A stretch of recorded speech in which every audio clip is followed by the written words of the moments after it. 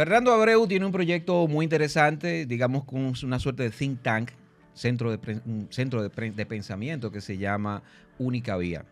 Y en los últimos días he visto que tiene la idea, tiene el propósito de formar un partido que represente la verdadera derecha. La nueva derecha, correcto, que la verdadera nueva derecha también. Ambas Sí, cosas. la verdadera nueva derecha. ¿Cómo se llama? Sí, porque yo he escuchado Patria que tú dices Libre. que aquí hasta Balaguer es comunista o socialista. Balaguer hizo más políticas de izquierda que de derecha. De hecho, el 90% de las políticas que hizo Balaguer fueron de izquierda. Solamente 2 fueron de derecha, que fue la suspensión del aumento del gasto público, es decir, que no aumentó más el gasto público entre el 90 y 92, que eso conllevó a una reducción en el endeudamiento, y la segunda fue la reforma fiscal del 92, que bajó algunos impuestos, incluyendo impuestos a la renta. No. Fuera de ahí, los primeros 12 años, todo fue de izquierda. Por ejemplo, expropiaciones masivas dentro de la reforma agraria y fuera de la reforma agraria también. Controles de precios, como esto si hubiera sido la Unión Soviética, literalmente. A continuo aumento de gasto público cada año, continuo aumento del endeudamiento cada año. Es decir, y otra cosa, siempre los izquierdistas dicen, pero Balaguer mataba a comunistas. Matar comunistas no se te hace de derecha, porque los que más han matado comunistas son los propios comunistas. Y de esto hay miles de ejemplos. ¿Qué fue lo que Pinochet también fue comunista. No, Pinochet sí fue de derecha. Pero espérate, cuando no estaba funcionando la política neoliberal que se había introducido, que fue el primer laboratorio. Pero antes que tú me déjame terminar la idea de lo comunista matando comunista. Stalin fue el que más mató comunistas, que se llamó The Great Purge, en inglés fue el título que le pusieron, la Gran Purga. La Gran Purga. Exacto. El mismo Fidel mató muchísimos comunistas. Bueno, lo que pasó al Che, lo que pasó a Camilo Cienfuegos, todas esas cuestiones también se saben lo que realmente pasó. Y de hecho los nazis, los nacionales socialistas, que también eran socialistas, mataban propios comunistas. El propio Mussolini, que hizo toda la política de izquierda y que todo... O sea, Mussolini también era... Claro, era Mussolini, Hitler también el era fascismo comunista. es de izquierda, es un primo del socialismo, igual que el nazismo, porque el Estado controla todo y expropiaron todas las empresas de forma de facto. Porque en la Alemania nazi, por ejemplo, la expropiación no fue... por una ley quitando del título de propiedad. Las personas mantuvieron su título de propiedad, pero no eran inexistentes en la práctica, porque Hitler emitió lo que se llama el Betriebsführer, que es jefe de empresa, que es un funcionario público que controlaba directamente todo aspecto de la vida de toda empresa privada. No había nada que el empresario podía hacer sin permiso de ese funcionario público, de lo que usaba su ganancia, de dónde se iba su venta, de la contratación, todo. O sea, la propiedad privada no existía. Y también en su libro Mein Kampf, Mi lucha, que lo sacó de la lucha de clase de Marx, porque también era admirador de Marx Hitler, por cierto, y Marx también era racista, por cierto, hablando de eso. También él decía que él quería lograr el verdadero socialismo, que para él era el nacional socialismo. Sí. Y era un marxismo de dos patas lo de Hitler, porque era una lucha de clase y de raza. Y de hecho, él odiaba a los ricos. Tanto odiaba a los ricos que la gran mayoría de los ricos alemanes, no estoy hablando ni siquiera de los judíos, obviamente a todos los judíos, pero incluso los alemanes, como Zeiser, Boxer, Kruch, muchísimos de esos, se fueron huyendo a todos antes de la apropiación de Hitler. Hitler era 100% de izquierda. Totalmente. O sea, que es una creación de izquierda también. De izquierda. Y no solamente eso, o sea, hasta en lo social. ¿Quién no solamente era pro aborto, no solamente, incluso era anticristiano 100%, porque hasta cambió el nacimiento de Cristo, la Navidad, por el Winter Solstice en inglés. ¿Cómo se llama en español? Solsticio de invierno. Correcto. Hasta con eso se metió. O sea, era de izquierda, tanto en lo económico como en lo social. No, pero mira, otro día, Fernando. Nos fuimos por las ramas, pero... Nos fuimos por la historia. Nos fuimos por la historia del nacionalsocialismo, pero... vamos a hablar del partido, de la propuesta de tu partido. Él mencionó el nombre de su partido. Repítelo, por favor. Patria Libre. Y dinos qué es ese partido y en qué se diferencia con los demás partidos que tenemos aquí en la República Dominicana. Excelente pregunta. Es el único partido que no tiene las mismas ideas, las mismas soluciones, entre comillas, fracasadas de todos los partidos, que todos tienen la misma solución. y la misma ideología. Todos, absolutamente todos los partidos existentes en la República Dominicana, especialmente los grandes, son de centro izquierda y algunos de extrema izquierda. Y sus fundadores son todos los mismos, salieron de todos los mismos. Si tú le das para atrás, toditos salieron de Bosch al final, que era un declarado marxista y también dictador por su libro, Dictadura con Respaldo Popular. Pero encima de eso... Ahí vamos a hablar de otra. Ahí hablaremos de otro tema porque no estoy de acuerdo. No estoy de acuerdo. Y encima de eso también, todos tienen historia de corrupción.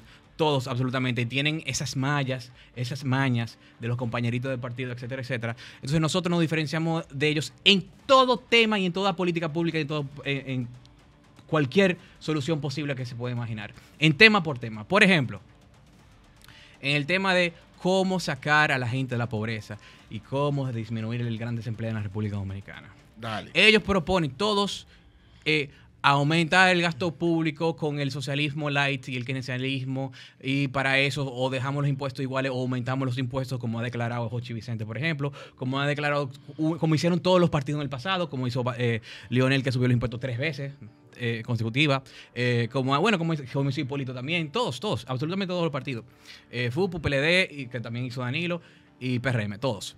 Mientras todos quieren aumentar impuestos, aumentar gasto público, nosotros queremos lo contrario. Nosotros queremos reducir el gasto político, solamente dejamos el gasto social, educación, salud, el subsidio básico, en base a lo que se llama la teoría de la ética de la emergencia, pero reducir los impuestos. Y en el caso de nosotros, el impuesto sobre la renta de empresas del 27%, que después se le agrega un 10% de dividendo y después las contribuciones, con lo cual llegan a un total de un 49% sobre la ganancia. O sea, el Estado Dominicano te quita la mitad a los emprendedores, la mitad le quita a los emprendedores. Nosotros queremos reducir ese 27% a un 15%, el 10% de dividendos eliminarlo completamente, y con eso se reduce bastante la carga que tiene el pequeño, mediano y grande empresario en la República Dominicana. Encima de eso, el ITEVIS, que queremos llevarlo de un 18 a un 12%. Después hablamos de la recaudación, perfectamente, no hay problema con eso. Después inmediatamente después, porque ya tú estás eliminando los cuartos. ¿Cuánto dinero va a desaparecer? ¿Cuánto dinero va a desaparecer y de dónde vamos a obtener salud? Esa es la pregunta que me gusta, como quiera. Déjame terminar las siguientes propuestas. El impuesto sobre la renta de personas físicas, que actualmente es 0, 15, 20 y 25%, que con las contribuciones, el que tributa 25%, que es clase media, pasa el 31%, porque también tiene contribuciones FP, etcétera, etcétera. O sea, el Estado te atraca aquí. Si eres persona física o empresario, te atraca. Eso lo reducimos a un 15% flat tax, exceptuando los que actualmente ganan menos de 33 mil pesos, que tienen 0. Esos pagan 0. A partir de ahí, todos pagan 15. Esa es la propuesta. Y 15 fijo todo el mundo. 15 fijo todo el mundo, con excepción a los que ganan menos de 33 mil pesos mensuales, que son los que están exentos actualmente. O sea, esa no la toco por la teoría de la ética de emergencia de Aaron. Entonces, nada. Todo está fundamentado, bien fundamentado. No salen las cosas de loco. Aquí todo está fundamentado en principios, teorías, etcétera, y evidencia empírica. De hecho, epistemología, que es el estudio del conocimiento científico para llegar a la verdad de las cosas mediante la evidencia empírica, la lógica científica, límite del conocimiento popperiano y de la Escuela de Viena, y también filosofía del lenguaje, Russell, Wittgenstein, etcétera, etcétera. O sea, todo lo que nosotros proponemos está súper bien basado y fundamentado. Entonces, estaba diciendo, eliminamos todos esos impuestos y reducimos todos los impuestos que dije. También el IPE, etcétera. ¿De dónde cómo nosotros compensamos? Ok, lo primero que tienen que tener es que nosotros reducimos no el gasto social, pero sí el gasto político. Por ejemplo, las 57 instituciones públicas que están duplicadas ya, que es una lista larga, ahí está el Instituto del Coco, sea un reguero de... Inaguja. Instituto de la Aguja. Pero no te rías, porque ello que pasó. El Instituto del Coco, estamos hablando de la producción coquera de este país que produce mucho dinero. Tú la abandonas y eliminando, por ejemplo, la institución... ¿Cómo tú? Fue creada este año. Eso fue creada este año. Sí, pero que fue creada este año como instituto. Eso igual que Indocafé. Estaba Codocafé primero, luego está Indocafé, que también es una industria que genera mucho dividendo, que tú tienes que protegerla. ¿Por qué? Porque viene inversión extranjera. Entonces, se recuerda que tenemos un DERECAFTA, que tenemos una competencia desleal con grandes capitales. ¿Cómo tú proteges esa producción? No se necesita para eso, pero después te respondo. ¿Cómo tú lo haces? ¿Y en Aguja, por ejemplo? Dime, Instituto de la Aguja. Ya eso es política. Ya eso es política de comercio exterior.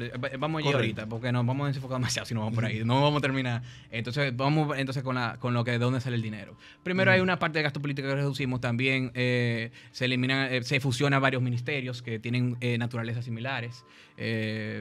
Para no durar mucho, vean en el ideario, lo pueden ver en patrialibre.do@ideario. Ahí pueden ver completamente cuáles son las fusiones. Y también eliminamos algunos, como el Ministerio de la de la juventud y el de la mujer, aunque hay una cierta independencia en el partido, porque hay una facción del partido, y decidimos dejarlo independiente, este pensamiento, que prefiere fusionarlo en un Ministerio de la Familia, pero hay otra que es la más de la línea mía, que es que lo eliminamos pura y simplemente y no se hace ningún Ministerio de la Familia. Juventud Ok, y pero una mujer. pregunta, Entonces, ¿cómo tú calculas que, por ejemplo, la fusión de ministerios eliminaría gastos? Porque, por ejemplo, tú tienes unos gastos a través de un ministerio y unas responsabilidades políticas, ¿verdad? A través de una ley y tienes en otros. Si tú agarras y lo fusionas, tú no eliminas responsabilidades. Sí, porque hay muchas... Es lo que está fusionando. Sí, o sea, los gastos serían porque congruentes. porque cuando tú ves el organigrama y en todos los países que se hacen fusiones... No, pero eso es nómina. Tú me estás hablando de nómina. No solamente eso. Cuando tú ves toda la fusión en todos los demás países, y aquí también tú ves en el organigrama, tú te das cuenta que tienen repetidamente los mismos departamentos. Incluso, y hay muchos departamentos que van a ser comunes. Por ejemplo, como son los departamentos administrativos. Por ejemplo, como el recurso humano, y va a ser mucho más eficiente y más productivo. El análisis económico. ¿Más eficiente? Sí. Como, por ejemplo, como si tú fusionas, por ejemplo, el Ministerio de la Juventud, por poner un ejemplo. El Ministerio de la Juventud tiene una connotación nacional. Es que eso es lo que y viene de un convenio. Eso es lo que queremos eliminar. O sea, pero dime dos que tú vayas a fusionar, por ejemplo. ¿Cuáles dos ministerios tú fusionas? Ok, industria, comercio con MIPIP. Con economía, que tienen funciones muy parecidas y casi hacen lo mismo repetidamente. Ajá. Entonces, ¿cómo tú pones, por ejemplo, al Ministerio de Economía y Desarrollo, que tiene un departamento de planificación, planificando la colocación y los trabajos de la presidencia, a trabajar entonces la planificación de la inversión en la pequeña, mediana y pequeñas empresas del país? Estamos hablando de dos departamentos que tienen dos enfoques distintos, ¿verdad? Con dos responsabilidades distintas. ¿Cómo tú lo unificas y trabajas con menos gente? Porque tú me puedes decir, por ejemplo, si yo unifico los departamentos, yo en vez de tener, por ejemplo, 2 directores, tengo un solo, pero si tengo 20 técnicos allí, yo necesito mis 40 técnicos. ¿O tú le cargarías todo el trabajo a un mismo técnico? ¿Tú le duplicarías el trabajo? No necesariamente, pero que no es en la cuestión de la nómina ni siquiera. O sea, hay muchos gastos que se derivan de cada departamento.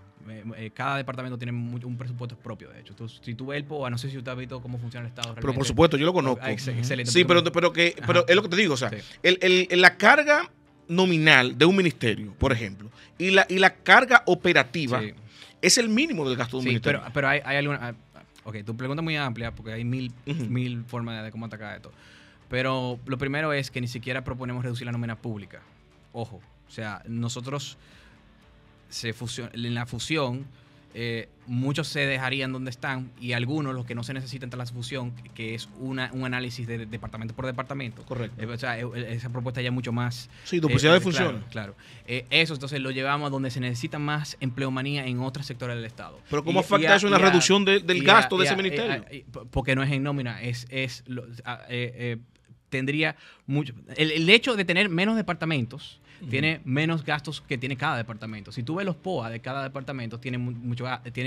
Por ejemplo, dime los gastos. Vamos a listar los gastos. Papel de baño, jabón, mil papeles, lápices, yo repito, fotocopiadoras. Por eso digo ahorita, el gasto operativo de un departamento, de un ministerio, y el gasto nominal es lo que menos gasta un ministerio. Sí. Óyeme, o sea, pero mira, por ejemplo, el Ministerio de Industria y Comercio gasta cientos de millones de pesos, ¿verdad? En los programas, por ejemplo, en el subsidio del combustible, en el acompañamiento a las empresas, pequeñas, medianas empresas, en inversiones de proyectos, ¿verdad?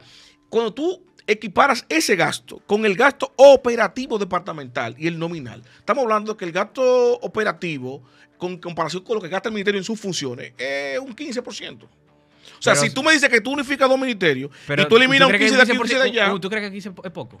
No, yo no estoy diciendo que sea poco, pero que ese 15%, ese 15% que tú vas a reducir versus la eficiencia que tiene el ministerio ahora, que cuando tú lo unificas, lo que va a tener menos eficiencia. Es que tú tendrías que ver los detalles. Porque tú me estás hablando a mí de eliminar. Espera. Tú me estás diciendo a mí de reducir, por ejemplo, una entrada que tiene el gobierno ahora que es deficitaria, por eso tiene que coger dinero prestado. Aparte de la corrupción, y eso es otro tema que tenemos que hablarlo, ¿verdad? Tú me estás diciendo a mí, vamos a reducir un 20, un 15, un 30% del total de las entradas tributarias que tiene de la empresa. Y la justificación para equiparar esa falta de entrada al Estado va a ser la unificación que me va a representar apenas un 15% de los gastos de función que tiene el ministerio. O sea, no me lo compensa. Tú me estás eliminando toda esta entrada y con la fusión tú me estás ahorrando esta entrada. Es que tú tendrías que ver los detalles. O sea, No, pero un ejemplo, cítame un ejemplo. Mira, un detalle rápido. Aduanas, cuando llegó Sanz Lobatón a dirección de aduanas, lo primero que hizo fue reducir gastos y él empezó a ver fugas. Por ejemplo, él dijo, oye, un detalle que es muy importante que a lo mejor la gente no le da la importancia que debe tener, pero él dijo, ¿sabes cuánto nosotros nos gastábamos en cositas esas para mover el café? ¿Los palitos esos? 7 millones de pesos anual. En comprar los palitos para mover el café. 7 millones de pesos. Entonces eso lo eliminó. ¿Por qué tiene que comprar un papel? Y mira, vete así con todos los detallitos, Mario, que genera un ministerio o una dirección. No hay ninguna fusión en la historia que ha sido fracasada. Si tú ves cualquier fusión de cualquier gobierno de derecha, no hay ninguna que ha sido fracasada. No, pero yo quiero que tú me ilustres un ejemplo de fusión que me ahorra un equivalente al gasto. Porque tú me dices, por ejemplo, 7 millones de pesos en un palito. Pero hay muchas cosas más que faltan. Escúchame, yo te pongo... Tú me dices ese ejemplo, un ejemplo. Un ejemplo. Y así yo te digo a ti, pero ¿en qué significa esos 7 millones de pesos en un palito en comparación a que baje un impuesto? Vamos a hacer una cosa. Vamos a tener que tener una entrevista solamente de eso, porque ese detalle es muy técnico. Te tiene que venir a detallar aquí. Por eso es muy micro. Sí, está bien. Entonces, por eso ya y a la gente le va a aburrir si nos vamos a decir cada detalle. Mira el presupuesto. O sea, podemos hacer un video nada más para eso. Está pero bien. Vamos a seguir con lo macro, ¿verdad? Porque eso ya, el punto es ese.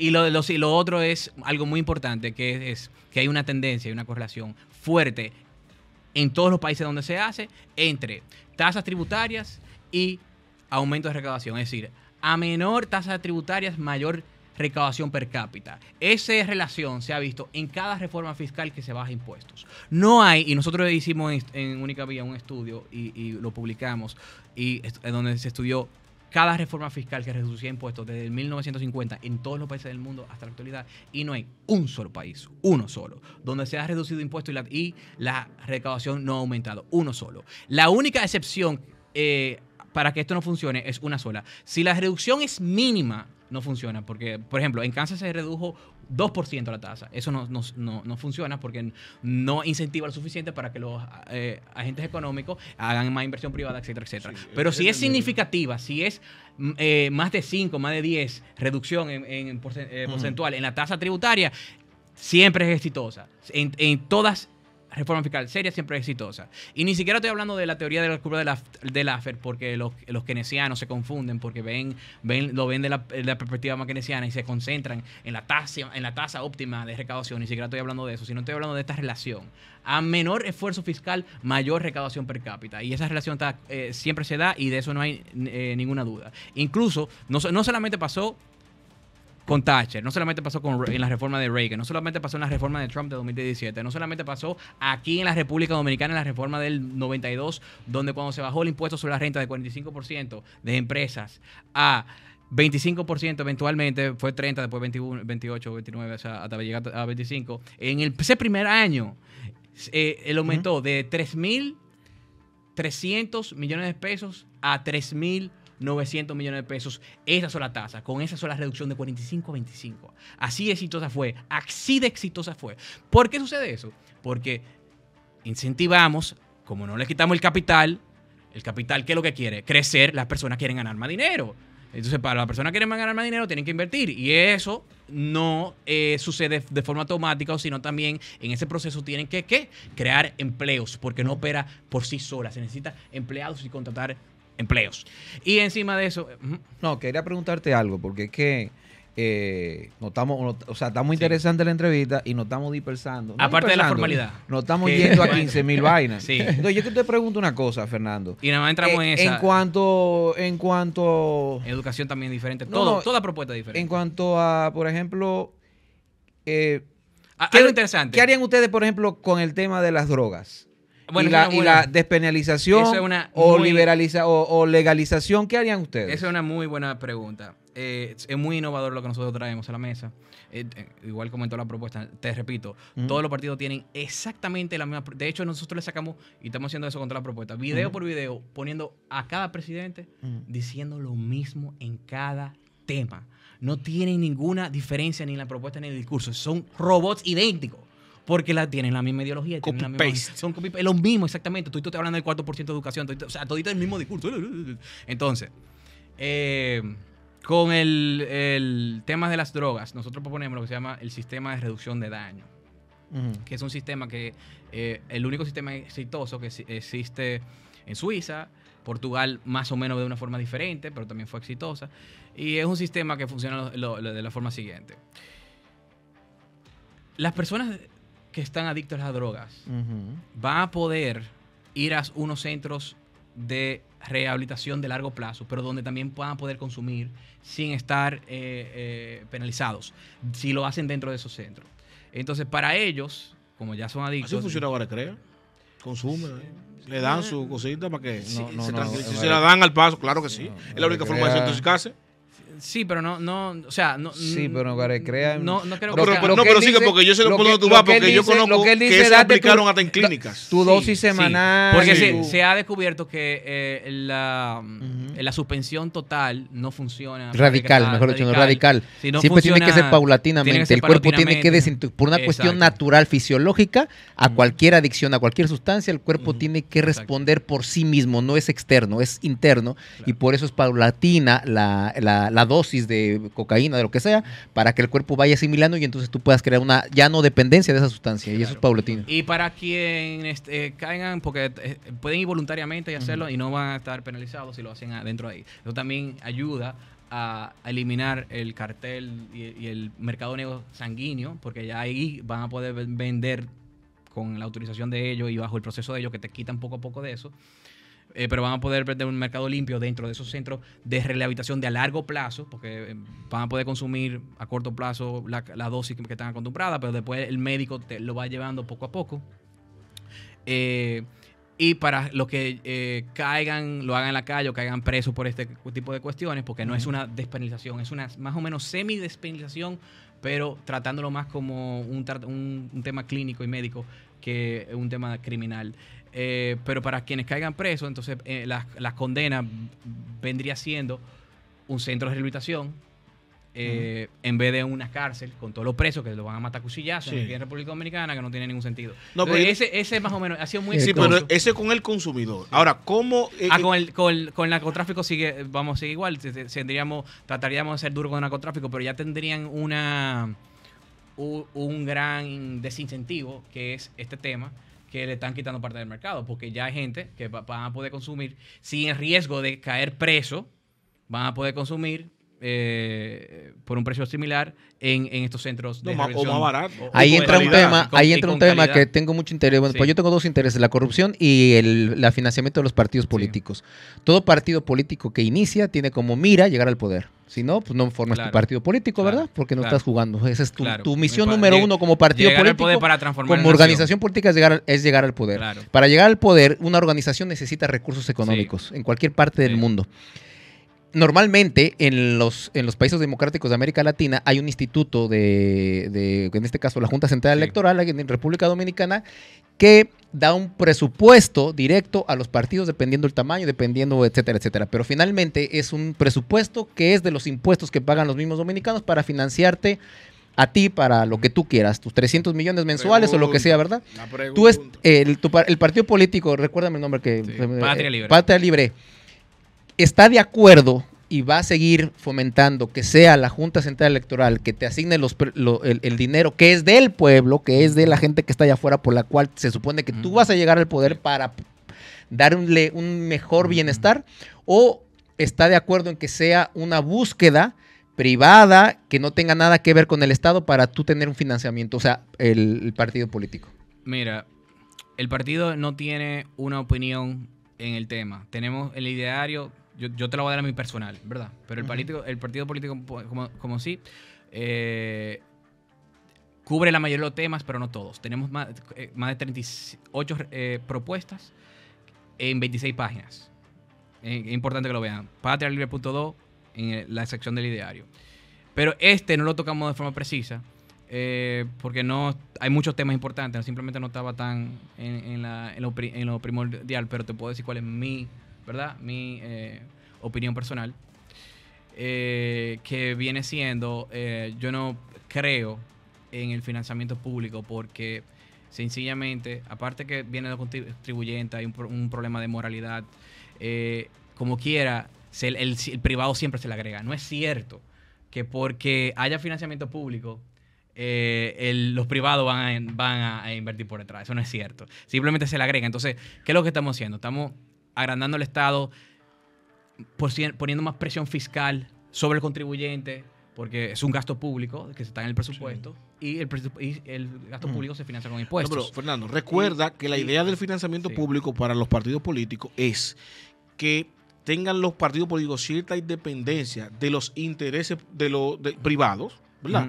Y obviamente el narcotráfico, porque por ejemplo, si tú dependes solamente del privado y el privado quiere que tú como partido político apoyes tal iniciativa de ley y tú no quieres hacerlo porque tú quieres hacer lo correcto, yo creo que la mejor tú te ves presionado. Yo creo que la mejor forma es la competencia porque al final son los ciudadanos quien eligen. Entonces, si hacen propuestas que no son buenas y que tienen interés corporativo, le van a comenzar a ser contradictorios, van a comenzar a ser incoherentes y la gente no le va a votar. Va a seguir siendo lo mismo, va a seguir otro partido más. Sí, y al final, es lo mismo que tú me acabas de decir, aplica cuando hay un financiamiento público igualmente. Yo no creo que lo soluciona. El partido no tiene posición, esa es mi posición personal, porque el partido no ha entrado en ese tema. Es muy importante, ojalá que lo pongan en agenda porque es muy importante. Espérame rápido para ya terminar. En corrupción, cuestión que tiene que ver con el narcotráfico. Muy importante la corrupción. El narcotraficante. Mira, una gran diferencia de nosotros en el tema de la corrupción. Todos los partidos políticos, por lo menos el que es mejorcito en el discurso, es el PRM de todos. Porque el PLD hasta la niega la corrupción. ¿Cuál corrupción? El PRM, que está ahora no en el poder, por lo menos habla de combatir la impunidad, ¿verdad? Pero admite que no pueden combatir la corrupción. El presidente ha dicho, por ejemplo, que él garantiza que se va a combatir la impunidad, pero no la corrupción. Porque él dice ¿cuál es el origen de eso? Que es imposible porque él no controla a todo el mundo, bla, bla, bla. Y va a estar en la cabeza que está maquinando. Exacto. Pero nosotros tenemos una diferencia hasta con eso. Nosotros sí pensamos, es cierto que no se puede eliminar totalmente porque uno no tiene el control sobre todo el mundazo. Pero sí nosotros proponemos y decimos, expresamos que sí lo podemos reducir significativamente. ¿Cómo? Porque hay una relación entre la cantidad del gasto público y el índice de decepción de corrupción. A mayor gasto público, mayor corrupción. Eso sucede en todos los países. Claro, y nosotros proponemos, claro, hay más dinero, más presupuesto, más dinero para compañeritos. Para los ambiciosos corruptos. Y nosotros proponemos literalmente quitarle el presupuesto a los políticos para que no tengan de dónde robar. Y enfocarnos más en un tipo de gasto, más de transferencia, más de subsidio directo, que no pase por la mano de los políticos. Y basado, porque... ¿Y quién va a gestionar eso? Porque nosotros... Si no es lo político. Sí, bueno, pero vamos a decir que es un sistema directo, que no hay mucha... Sí, pero directo no es el aire, hay un intermediario. ¿Quién va a gestionar eso? Sí, es que no va a ser perfecto, ahí yo te lo doy, porque yo de hecho, filosóficamente estoy en contra de casi todo tipo de gasto público, tú lo sabes. Sí. Nosotros, por un tema de paz social, o sea, tú crees en un estado chiquito. Muy chiquito. Fernando, pero nosotros... Matar esa intermediación. Entonces, nosotros por un tema de ética de emergencia, porque la gente no se puede, cuando están en la pobreza, no se pueden dejar morir. O sea, no es que la derecha elimina todo gasto. La derecha elimina el gasto político y el gasto ideológico, como lo que viene siendo un ministerio de la mujer, por ejemplo, que eso es feminismo radical puro. Pero lo que tiene que ver con la sobrevivencia de alguna persona, alimentación, salud, educación, la derecha no lo elimina. Lo que trata de hacer es darle más calidad mediante incentivos, y por eso nosotros proponemos el sistema voucher en educación, por ejemplo, pero no lo elimina. ¿Por qué? Pues la teoría, no es que la derecha está siendo contradictoria, es que la derecha tiene, por eso hablamos de safety nets, ¿verdad? De un mínimo. Y eso en base a lo que se llama la teoría de la emergencia, que es que tú no puedes tú tienes una obligación ética cuando alguien está en desesperación y tú no lo puedes dejar morir. Ahora, ¿cuál es nuestra gran diferencia con la izquierda? Que la izquierda quiere aumentarlo demasiado y tiene otra cuestión filosófica, no de combatir pobreza y ética, sino de igualar. Y cuando tú ya estás en la lógica de igualar ingresos y de quitarle al de arriba y quitarle más, ahí ya el gasto se inventa. Esa es una interpretación. Sí. Otra interpretación sería que los de derecha esperan que la gente esté desesperada para ayudarlo y los de izquierda no quieren que lleguen a la desesperación. La izquierda crea la desesperación. En China prácticamente no hay corrupción. En China no hay corrupción. Y el propio presidente Xi Jinping ha mandado matar hasta familiares por cuestión de corrupción. Sí, y ese país, espérame, China hay corrupción. Estoy diciendo, casi no hay. Por eso también se está viendo este auge económico Singapur que hay. Singapur es mejor ejemplo. También, pero bueno, pero lo puse como esta potencia, como esta próxima potencia económica, ¿verdad? Como un ejemplo mundial. Hay temas, mira, lo que pasa es que esta entrevista... No, pero espérate, yo quiero hacerle una última pregunta. No me corten porque... Tenemos que ir ya. Sí, pero un último concepto, porque yo no quiero que se quede. Esto no va a monetizar y esto no va a ser rentable. Y por lo tanto, los subsidios... Está bien, y por lo tanto no vas a poder comprar el iPhone 15 que viene ahí. Con relación... Una pregunta. ¿Usted se considera ideológicamente que es centro-izquierda? Más o menos. No, yo no soy anarquista. Yo te lo dije el otro día, yo no soy... No, a mí no me gusta que me... Ven, óyeme. Yo soy un demócrata socialista revolucionario. La pregunta mía es, con referencia al Ministerio Público, porque aquí hay una decisión colectiva y como tú representas un partido que dice que la ideología es distinta, para ti, en tu independiente debe ser elegido directamente por el pueblo de forma independiente. Independiente del poder judicial. Sí, debe ser elegido de forma independiente. ¿Entiendes tú que debe ser así? ¿Por qué? Breve. Bueno, un minuto. Porque si no, va a estar bajo el control presidencial. Va a estar viciado. Siempre va a estar a expensas del Ejecutivo. A ver, es el espíritu del famoso check and balances de los fundadores de Estados Unidos. Mientras más separación de poder hay, mejor en teoría. Claro que eso también va a traer sus otros, porque todo tiene ventaja y desventaja. Puede hacer que un fiscal abuse, pero también puede tener respuesta y se le puede investigar a él si hizo un abuso de poder. Tú dices que no sea por carrera, por competencia, sino electo por el pueblo. Pero cada 4 años. Ambos también tiene que... El procurador, por ejemplo, del Ministerio Público. Tiene que también, obviamente, ser de las ramas, jurista. O sea, no es a lo loco. Tiene que tener sus requisitos. ¿Y tú no sientes que eso le estaría dando un poder absoluto mayor al de un presidente a una rama específica del saber? Por ejemplo, a un abogado, a un jurista, que se van a convertir en gremios, que van a ser puestos ahí y van a dirigir a los que son electos realmente por el poder popular. Y ojo. Creo que la justicia está hasta por encima de cualquier presidente. Olvídate de eso. Eso no es justicia, hermano. El Ministerio Público no es justicia. Si abusan, también existe lo que se llama el delito de abuso de poder. Señores, miren, Fernando, tienes que volver porque tenemos que hablar parte de la parte ideológica, muy ideológica, un poco de historia y darle mucho más contexto a la gente de este proyecto. Y para que la gente pueda entrar y firmar por el nacimiento del partido, www.patrialibre.do www.patrialibre.do Firmen y recáten su país. Bueno, esto es La Quinta Pata, señores, con Fernando Abreu. Placer haberte tenido aquí. Mario Herrera, Fernando González, Edwin Cruz. Ven pronto, regresa pronto. Dale a la campanita, like. Y nada, señores. El capital es el que manda, coño.